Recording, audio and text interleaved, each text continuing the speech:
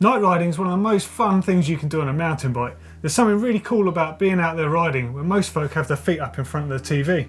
However, night riding doesn't come without issues. Here are some classic mistakes people make when out night riding.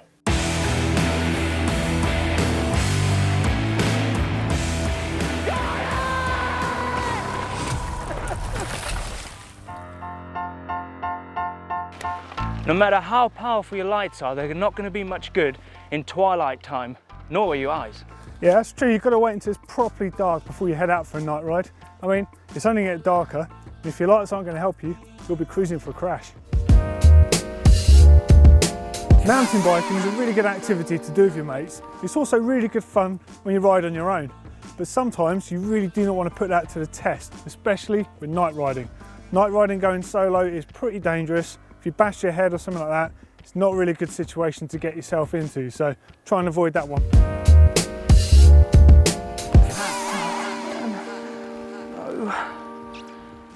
Dotty! Until you're totally tuned into night riding, you really don't want to venture out too far, as it can be quite disorientating and easy to get lost. Oh, my light's gonna die!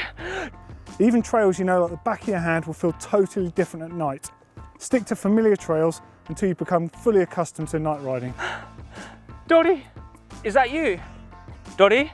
Dotty! Oh, bloody, I can never keep up. Another classic mistake people make when they first head out night riding is when they hit jumps.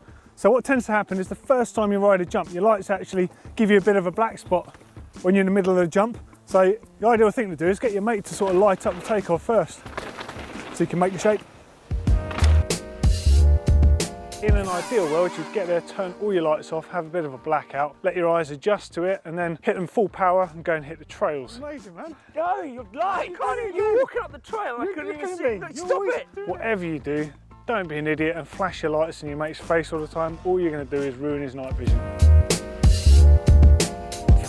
Right, you've got your nice new shiny light, you've stuck it on your bike, but it's facing at your front tyre. That's not going to help.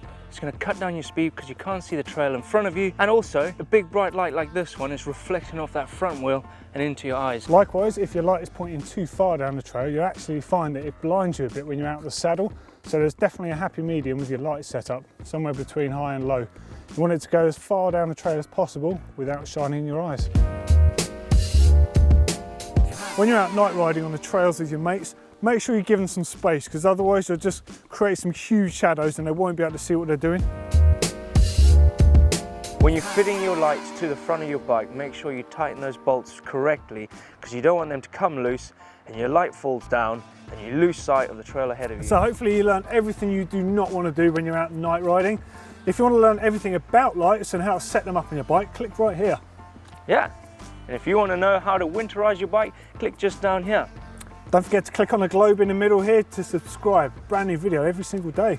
And if you love this video and it was helpful, give it a thumbs up like.